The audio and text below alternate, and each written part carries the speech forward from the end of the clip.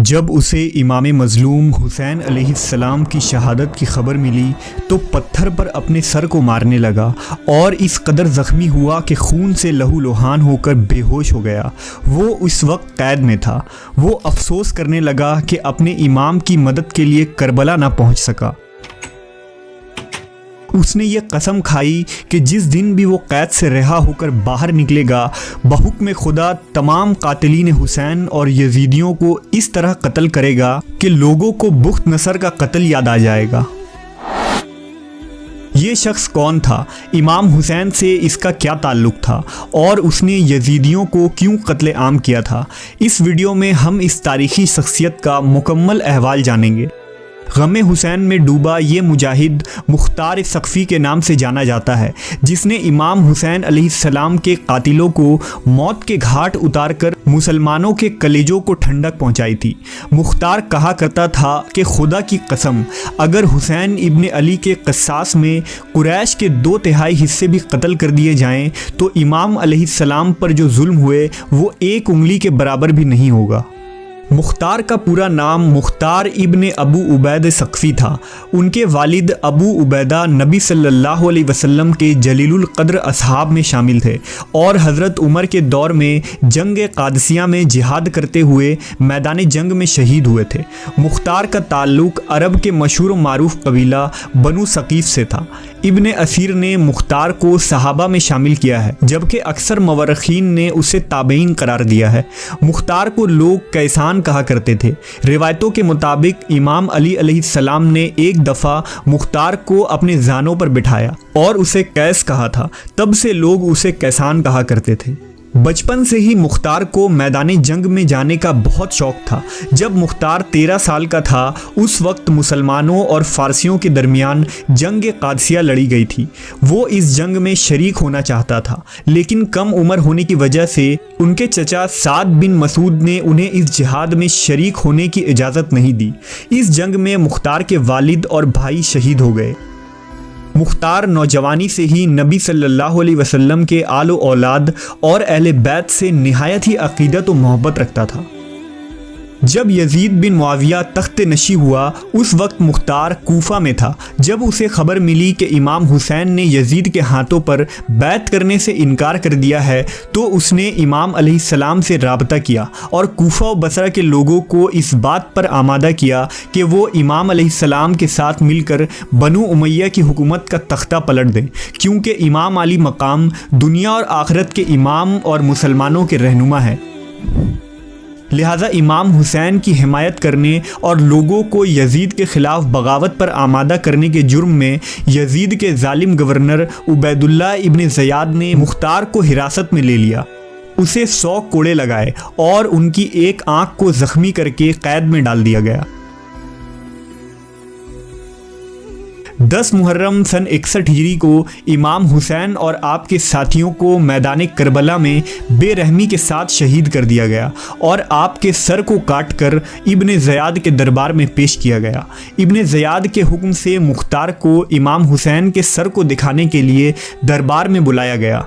मुख्तार ने जब इमाम हुसैन के सर मुबारक को देखा तो बहुत गिरिया उजारी करने लगा और रोते हुए अपने सर पर मारने लगा। उसी वक्त मुख्तार ने अपने दिल में ये कसम खा ली कि वो इमाम के कातिलीन को चुन चुन कर मारेगा और आपके अहले बैत का क़िसास लेकर रहेगा।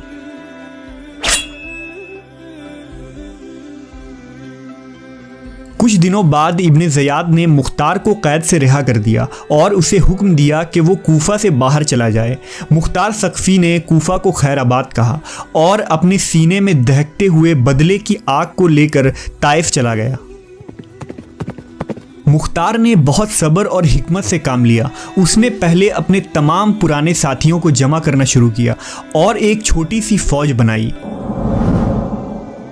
मुख्तार ने अपने पुराने साथी इब्राहीम इब्न मालिक अश्तर को भी अपने साथ मिला लिया, जो हज़रत अली के जानिसार सिपाही मालिक अश्तर का बेटा था और अहले बैत रसूल से बेपनाह मोहब्बत रखता था।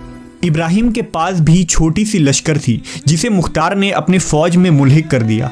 इसके बाद मुख्तार ने अजमियों, ईरानियों और मवालियों को अपने फ़ौज में शामिल होने की दावत दी। ये लोग दरअसल बनु उमैया के जुल्म और अरबी व अजमी तफरीक से परेशान थे, लिहाजा वो अजमी और मवाली जो अहले बैत रसूल के शिया थे मुख्तार के साथ हो गए। रफ्ता रफ्ता मुख्तार की ताकत में मज़ीद इजाफा हो गया। मुख्तार के रगों में खून की तरह दौड़ती अहले बैत से मोहब्बत उसे बार बार हुसैन इब्ने अली की शहादत याद दिला रही थी। मुख्तार अब क़याम के लिए तैयार था। मुख्तार ने अल्लाह रब्बुल इज़्ज़त के दरबार में दुआ की कि उसे तब तक मौत ना आए जब तक वो एक एक यजीदियों को कत्ल करके उनके नापाक वजूद से इस ज़मीन को पाक ना कर दे। मुख्तार ने सन 63 हिजरी में सबसे पहले कूफा पर हमला किया। उस वक्त अब्दुल्ला इब्ने ज़ुबैर ने अब्दुल्ला इब्ने मुती को कूफा का गवर्नर मुकर्रर किया था। मुख्तार ने उससे जंग किया और कूफा पर अपनी हुकूमत कायम कर ली। 66 हिजरी में मुख्तार ने ऐलान किया कि वो इमाम हुसैन और आपके असहाब के खून का बदला लेगा, लिहाजा कूफा के शिया भी मुख्तार के साथ हो गए। अमीर मुख्तार सक़फ़ी ने अपने दरबार में एक शख्स को मुकर्रर किया था जिसने उन लोगों की एक लिस्ट बनाई जो मैदान करबला में यजीदी लश्कर में शामिल थे और जिन्होंने इमाम आली मकाम के काफ़िले पर हमला करके उन्हें शहीद किया था। इस फहरिस्त में जितने लोग भी शामिल थे मुख्तार ने उन तमाम लोगों को तलाश करवाया और उन्हें कत्ल करना शुरू किया, जिनमें शिम्र, खूली, अम्र बिन साद शामिल था। कहते हैं कि जब मुख्तार उन कातिलीन को पकड़ता तो उनसे पूछता कि करबला के मैदान में तुमने इमाम हुसैन पर कैसे कैसे जुल्म किए थे। वो पूरी दास्तान सुनाता और मुख्तार उस दास्तान को सुनकर ज़ारो कतार रोता था। सन 67 हिजरी में मुख्तार के सिपह सलार और साथी इब्राहिम अश्तर ने इराक़ के मकाम मौसल पर इब्न ज़ियाद से जंग करके उसे भी कत्ल कर डाला।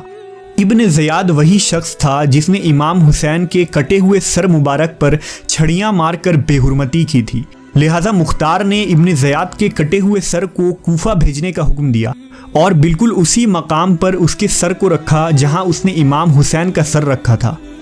तिरमिज़ी शरीफ के रिवायत के मुताबिक जब इब्न ज़ियाद के सर को कूफा की मस्जिद में रखा गया तो एक सांप ज़ाहिर हुआ और उसके नाक के एक नत्थों में दाखिल होकर दूसरे सुराख से निकल गया।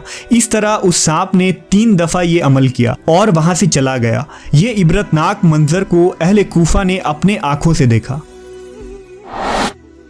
इसके बाद इब्न ज़ियाद और अम्र बिन साद के सरों को मुख्तार ने इमाम हुसैन के बेटे इमाम सज्जाद अलैहिस्सलाम के पास मदीना भेजा, जिसे देखकर आपने मुख्तार के हक़ में दुआ फरमाई। रिवायतों के मुताबिक मुख्तार के क़याम को इमाम सज्जाद की इजाज़त और हिमायत हासिल थी।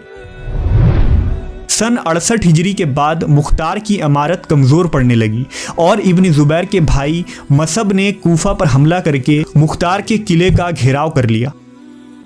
इस आखिरी लम्हे में मुख्तार ने गुस्ल की, अतर लगाई और नमाज अदा करने के बाद बारगाह इलाही में शुक्र बजा लाया कि उसे अल्लाह ने इतनी मोहलत दे दी कि उसने तमाम कातिलीन हुसैन को जहन्नम वासिल कर दिया। अब अगर उसे शहीद भी कर दिया जाए तो कोई गम नहीं। ये कहकर वो किले से बाहर आया और मसब की फ़ौज से लड़ता हुआ शहीद हो गया।